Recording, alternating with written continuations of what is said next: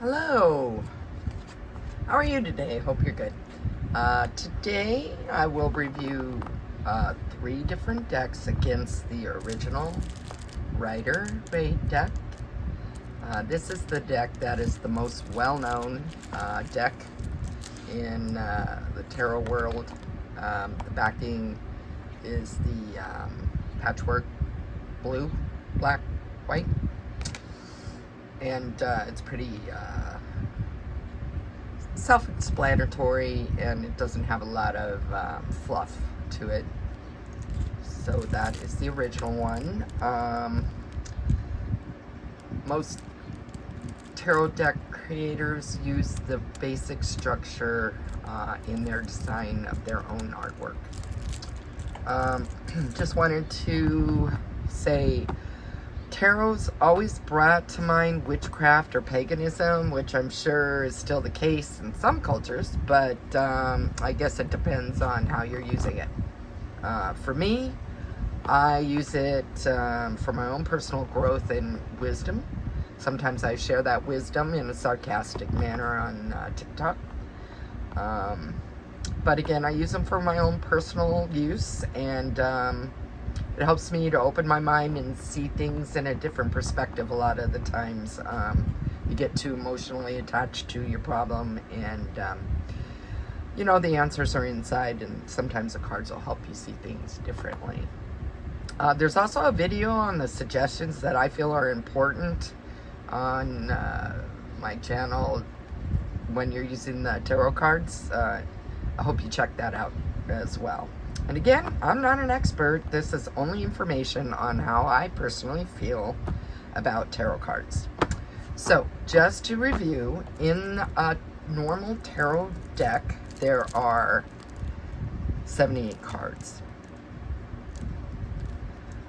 22 of those cards are the major arcana, and those describe life themes.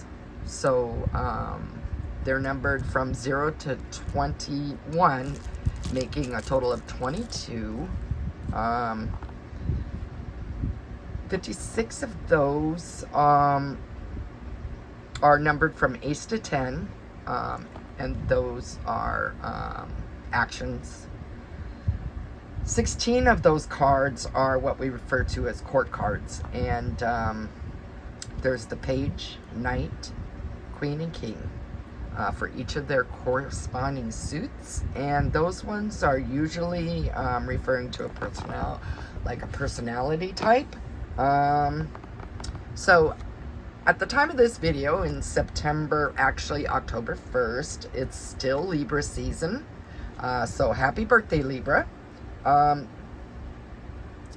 The Libra suit is the suit of swords, and swords generally represent our minds. So today I am going to be reviewing the swords regarding the number 3, and 3 is the most painful number card in most decks, no matter what suit. I mean, cups, coins, wands, and swords. The number 3 is usually a painful card, no matter what type of deck, whether it's uplifting or even with the Rider-Waite, you could see that it's a painful card. This is heartache, grief, some kind of loss of someone or something that was dear to you. And it can also indicate a third party involved in the situation. So this is the Rider-Waite deck, number 3 swords. And as you can see, there's 3 swords, and they're piercing the red heart.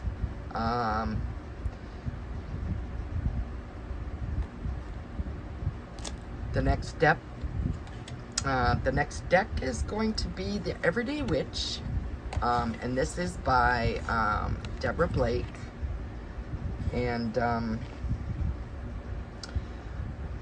This one feels more like fairy tale art. As you can see, there is a witch indicated in most of these drawings. As you can see, this is the tower, which is an ending of something. A lot of people are afraid of the devil in the tower. And when I go into the major arcana, we can talk about that too. So this is the Everyday Witch. And as you can see in this card as well, there on the desk or dresser is a maybe a heart-shaped candy box, maybe, with the 3 swords piercing it. And on the bed is a journal, and it looks like spilt ink on the cover. And there's nobody in this picture indicating where that person may have gone, what that subject was, male or female, but indicating by the type of the decorations in the room, I'm assuming it was also female. The next deck I'm going to look at is the Light Seers deck, and it's a hardcover box. And oh, I'm so sorry.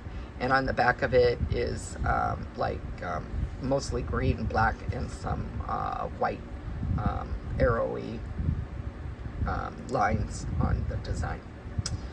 And in this card as well, the 3 of Swords indicates a broken heart.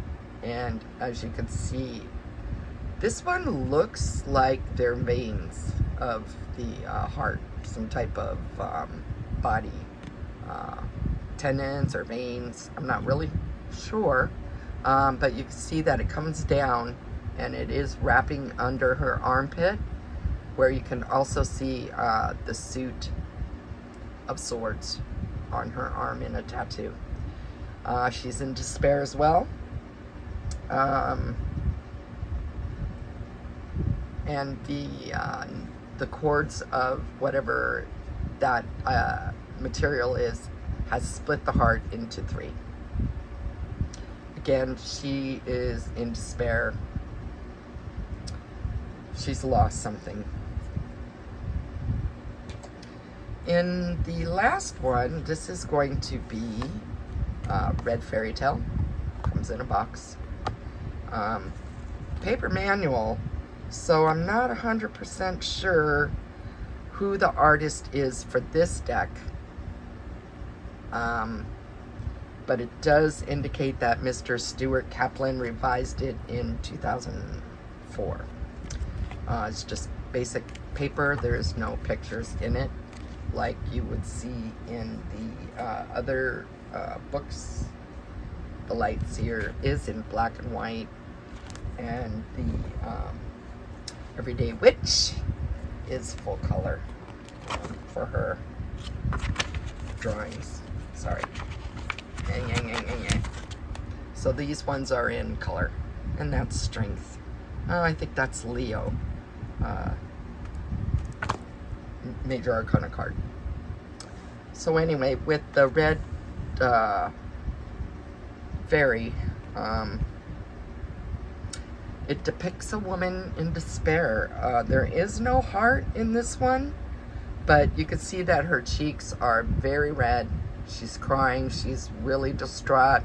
Seems to be a letter that she's experiencing this despair. Most likely her lover dumped her. That type of meaning is what I get from this card. And this one is, it feels more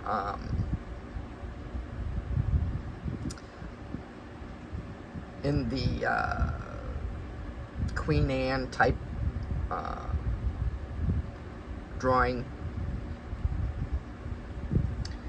Well, that's it for the different decks of the Rider-Waite, the Everyday Witch, the Light Seers, and the Red Fairy Arrow. This one is hard to get. There's a different cover picture on a couple of the other boxes, and like I said, there's no real information on the artist's work. Like I've mentioned, every deck that we saw today and most of the other decks that you'll come across always indicate the Three of Swords as being a painful card. But always remember that, as with everything in life, it's only temporary, and pain teaches us the lessons, and with lessons come growth. I hope you enjoyed seeing the difference in the artwork of these 4 decks, and I'll see you later. Have a good one.